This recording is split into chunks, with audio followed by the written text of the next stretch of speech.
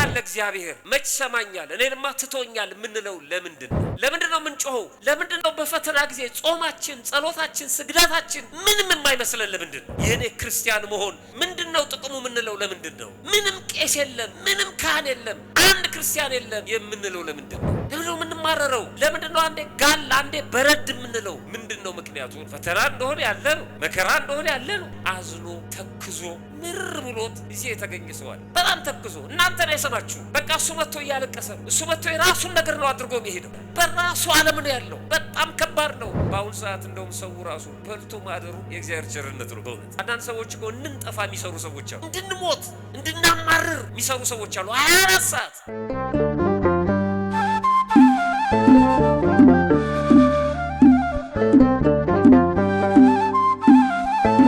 ነፍስ በእግዚአብሔር እጅ የተያዘች ብትሆንም በእግዚአብሔር ፈቃድ የምትወጣ በእግዚአብሔር ፈቃድ የምትኖር ብትሆንም ይሄንን ብናውቅም ራሳችንን መጠበቅ እንዳለብን ደግሞ ቤተክርስቲያናችንም ስለምታስተምር በዘርፉ የተካኑ ባለሙያዎች ሰዎች በአደጋ ጊዜ በጭንቀት ጊዜ ራሳቸውን ለማትረፍ ማገዝ ያለባቸው በዚህ መንገድ ነው ብለው የሚያስቀምጧቸው ነገሮች አሉ። ለምንድነው እነዚህን የአደጋ ጊዜ ማምለጫ መንገዶች የማይጠቀምባቸው? ወደ መንፈሳዊ ህይወቱ መጣል በጣም ስለሚገናኝ ነው ያነሳሁት። አሁን እዚህ የተሰበሰብንበትም ዓላማ ከዚህ ጋር ስለሚገናኝ ነው።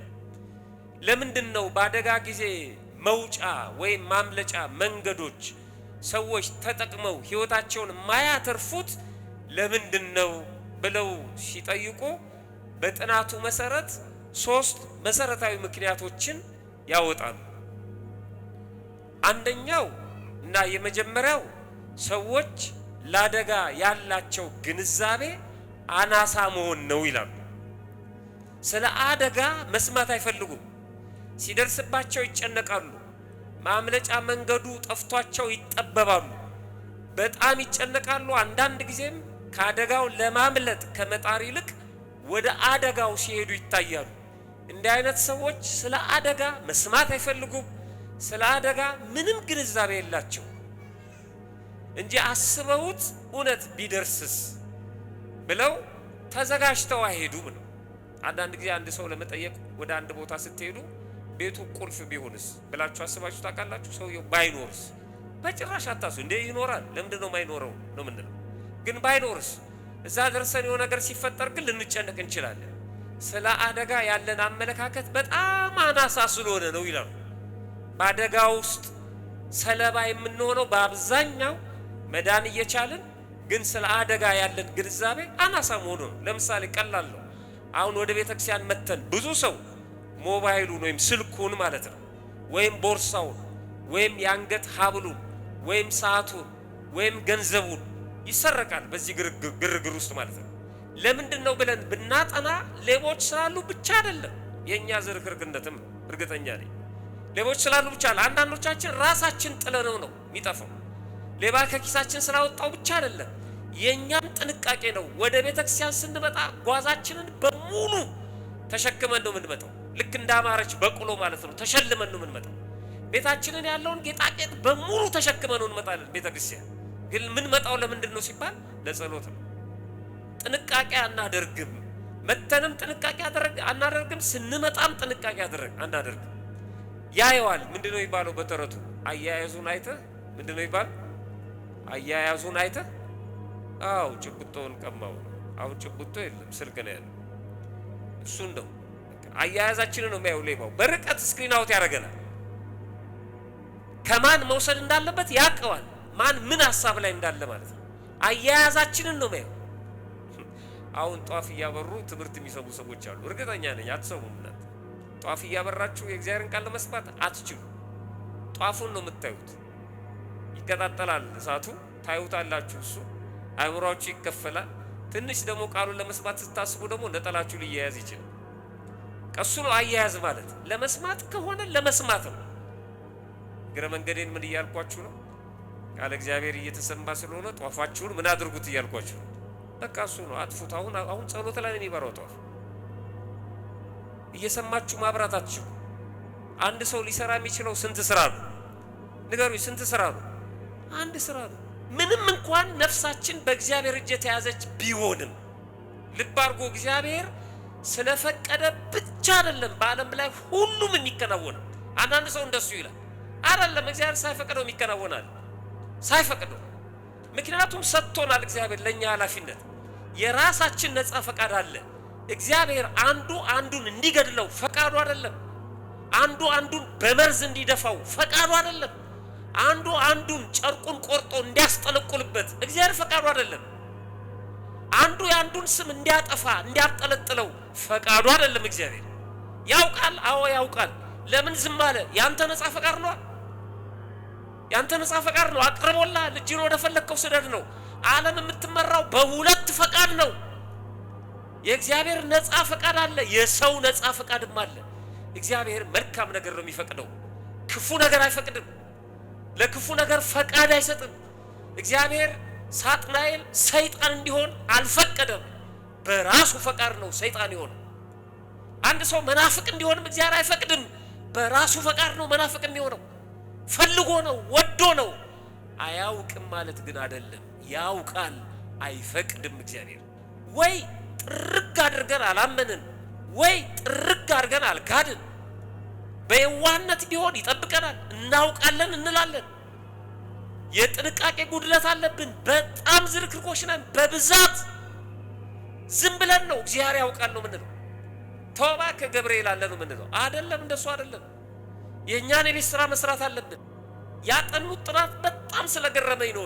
ለምንድነው ሰው ባደጋ ጊዜ ያደጋ ጊዜ መውጫን ተጠቅሞ የማያመልጠው የሚለውን ጥናት ሲያጠኑ ስለ አደጋ ያለው ግንዛቤ አናሳ ስለሆነ ነው ይላል።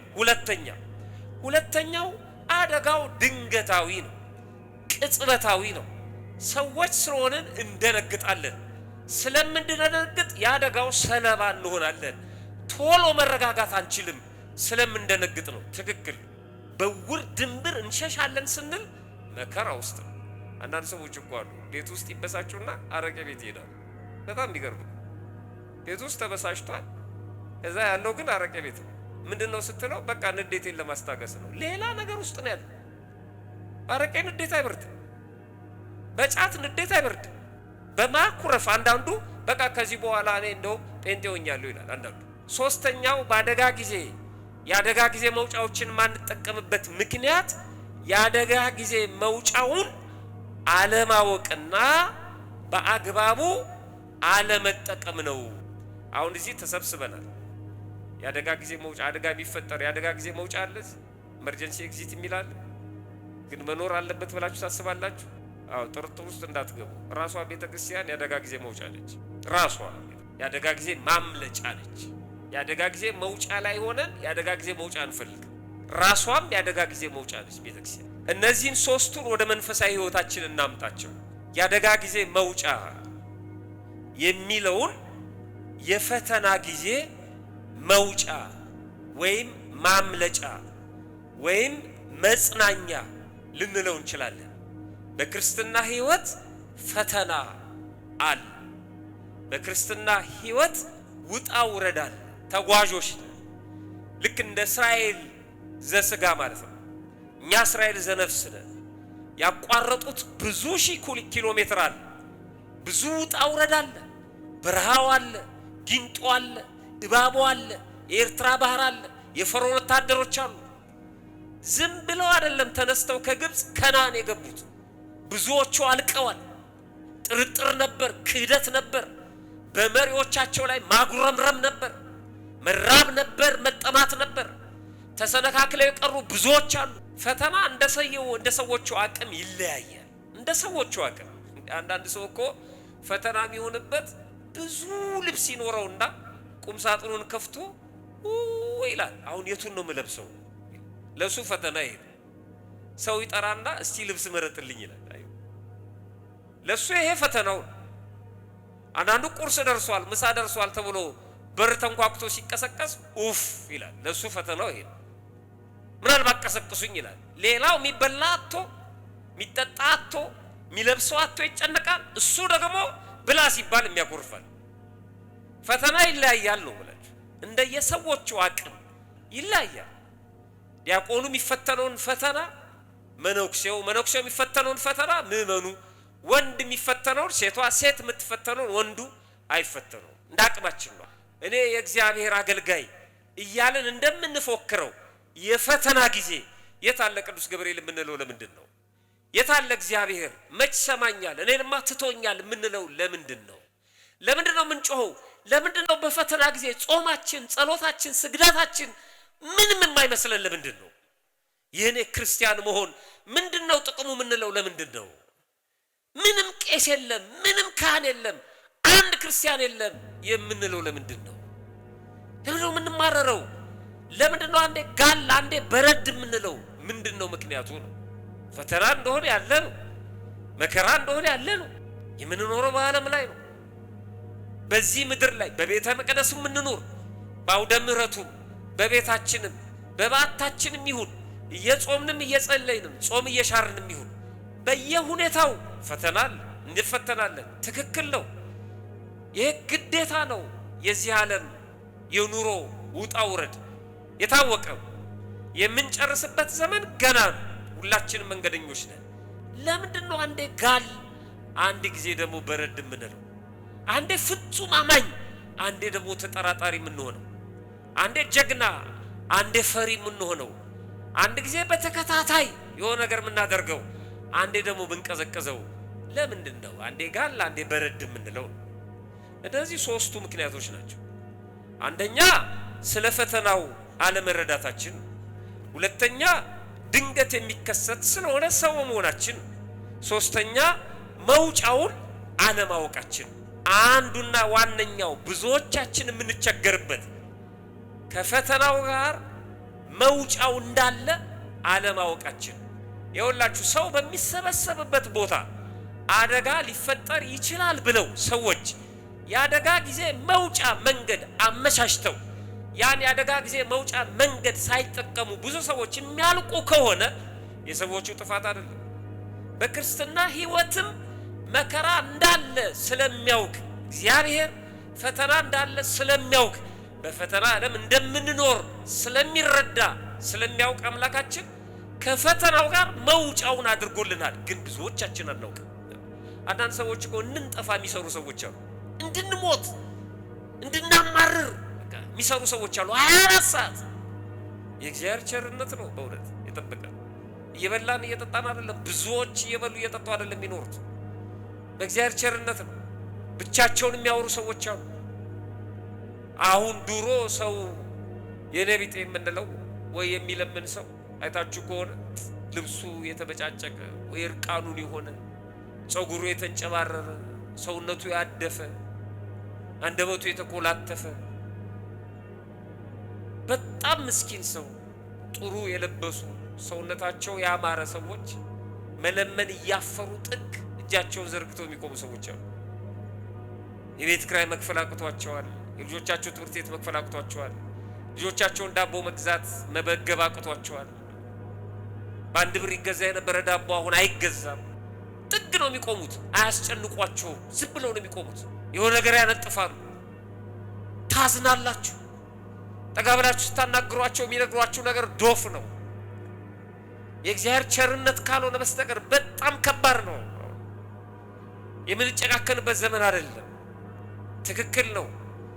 ግን ደግሞ ማምለጫ መንገዶችን ብዙ ሰዎች አያውቁም። አያውቁትም። እግዚአብሔርን ሳይደግስ አይጣላም ይላል። የሚገርም ቃል።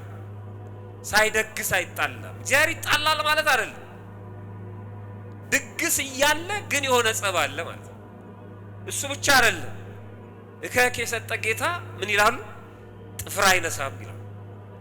ሰውየው በሽታው ከሚያማርር በተሰጠው ጥፍር በሽታውን ማስታገስ ይችላል ማለት ነው። ይሄ ጉዳይ በመጽሐፍ ቅዱስ ላይ በብዙ ቦታ ተጠቅሷል። ስለማናስተውለው ነው። ለምሳሌ ዘመናችንን እናንሳና የተለመደና የምታውቁት የመጽሐፍ ቅዱስ ማስጠንቀቂያ ነው። የማቴዎስ ወንጌል ምዕራፍ 24 ላይ ስለ ሐሰተኞች የተጻፈው ማለት ነው። አሁን በተለይ በዚህ በማህበራዊ ሚዲያው ሐሰተኞች ቦታ ያገኙበት ትልቅ አዳራሽ ውስጥ ሰው ተሰብስቦ ስላጨበጨበላቸው ቤተክርስቲያንን ሲነቅፉ ስርዓተ አምልኮን ሲቃወሙ የሚደነግጡ ሰዎች አሉ።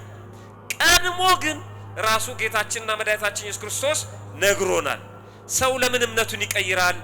ሰው ለምን የተጻፈለትን ያደጋ ጊዜ መውጫ ይዘነጋል? ጥያቄው እሱ ነው። የማቴዎስ ወንጌል ምዕራፍ 24ን ብቻ አንብቡት፣ በደንብ አንብቡት። ንባቡን ነው የምነግራችሁ፣ ትርጓሜውና ምስጢሩን የመናገር ጊዜ የለኝም። የማቴዎስ ወንጌል ምዕራፍ 24 ላይ ከቁጥር 24 ጀምራችሁ ስታነቡ እንደዚህ ይላል፣ ሐሰተኞች ክርስቶሶችና ሐሰተኞች ነቢያቶች ይነሳሉ። ከባድ ቃል ነው። ሐሰተኞች ክርስቶሶች ይነሳሉ ነው ያለው። እኔ ክርስቶስ ነኝ የሚሉ እግዚአብሔር ይመስገን ኢትዮጵያ ውስጥ እንኳን ብዙ አልተከሰተም። እኔ ክርስቶስ ነኝ የሚል ሰምቼ አላውቅም። እኔ ማርያም ነኝ የምትል አንድ ሻይ የምታፈላ ሴት ተነስታ ነበር እንጦጦ አካባቢ ማለት ነው። ማርያም ነኝ ምናምን። እነዚህ ደግሞ ሐዋርያው ዮሐንስ፣ ጳውሎስ፣ ማርቆስ ምናምን ብላ ደግሞ 12 ሰዎችን አስከትላ ማለት ነው። ወደ ውጭው ዓለም ስትሄዱ አሁን እጃችሁ ላይ ባለው ስልክ ሰርች ብታረጉ ፎልስ ጂሰስ ብላችሁ ሰርች ብታረጉ ብዙ ናቸው። ኬንያን ጨምሮ በአሜሪካንም በአውሮፓንም ኢየሱስ ነኝ ብለው የተነሱ ብዙ ሰዎች አሉ። ሐዋርያው ቅዱስ ያዕቆብ በምዕራፍ 1 ቁጥር 2 ላይ ወንድሞቼ ሆይ የእምነታችሁ መፈተን ትዕግስት እንዲያደርግላችሁ አውቃችሁ ልዩ ልዩ ፈተና ሲደርስባችሁ እንደ ሙሉ ደስታ ቁጠሩት ይላል። እንደ ሙሉ ደስታ ተቀበሉት። ዋጋችሁ እሱ ነው፣ ሽልማታችሁና ጌጣችሁ እሱ ነው ይለናል። ስለዚህ ስለ መከራ ያለን ግንዛቤ ማስተካከል አለብን። ለምንድን ነው እኔ የምፈተነው? እየጾምኩ እየጸለይኩ ወደ ቤተክርስቲያን ከመጣው በኋላ መከራ በዛብኝ ማለት የለብንም። ዋጋችን እሱ ስለሆነ። ሁለተኛው መከራው ከታገሱት የሚያልፍ መሆኑን ማወቅ አለብን። መታገስ ነው የሚያስፈልገው፣ ያልፋል። 6ኛ ክፍል የሆነ ተማሪ ለፈተና የሚዘጋጀውና ፈተና የሚቀርብለት ወደ 7ኛ ክፍል እንዲያልፍ ነው። ታግሶ ፈተናውን ሰርቶ አጥንቶ ለፈተናው ተዘጋጅቶ ሲሰራው ወደ 7ኛ ክፍል ነው የሚያልፈው። ወደ 5ኛ ክፍል ሊመለስ አይደለም ፈተና ቢቀርብለት። ስለዚህ ፈተና ሁልጊዜም በህይወታችን ውስጥ ሲያጋጥመን መታገስና እንደሚያልፍ ማሰብ ያስፈልጋል ማለት ነው። ይህንን ነው ሐዋርያው ቅዱስ ያዕቆብ በምዕራፍ 1 ቁጥር 12 ላይ በፈተና የሚጸና ሰው የተባረከ ነው፣ ከተፈተነ በኋላ ለሚወዱት ተስፋ ስለ እርሱ የሰጣቸውን የህይወት አክሊል ይቀበላል ይላል። ስለዚህ ፈተናው ያልፋል፣ መከራው ያልፋል። እሱን ማሰብ አለብን። ፈተናው እንደሚያልፍ ማወቅ አለብን። ያልፋል። እስከሚያልፍ ግን ሊያለፋ ይችላል። ዋጋ የምናገኝበት ነው። በጽናት መቀበል አለብን። ሶስተኛውና የመጨረሻ ዋናው ማንኛውም ፈተና ማንኛውም መከራ ለእግዚአብሔር ልጆች ወይም ለክርስቲያኖች መውጫ መንገድ አለው። ይሄን ማወቅ አለብን ሁላችንም ማለት ነው። መጽሐፍ ቅዱስ እንደዚህ ይላል። በዚህ በአንደኛ ቆሮንቶስ መልእክቱ ምዕራፍ 10 ቁጥር 13 ላይ ለሰው ሁሉ ከሚሆነው በቀር ምንም ፈተና አልደረሰባችሁም፣ ነገር ግን ከሚቻላችሁ መጠን ይልቅ ትፈተኑ ዘንድ የማይፈቅድ እግዚአብሔር የታመነ ነው። ትታገዙ ዘንድ እንድትችሉ ከፈተናው ጋር መውጫውን ደግሞ ያደርግላችኋል ይላል። አንደኛ ፈተናው በአቅማችሁ ልክ ነው የሚመጣው አለ።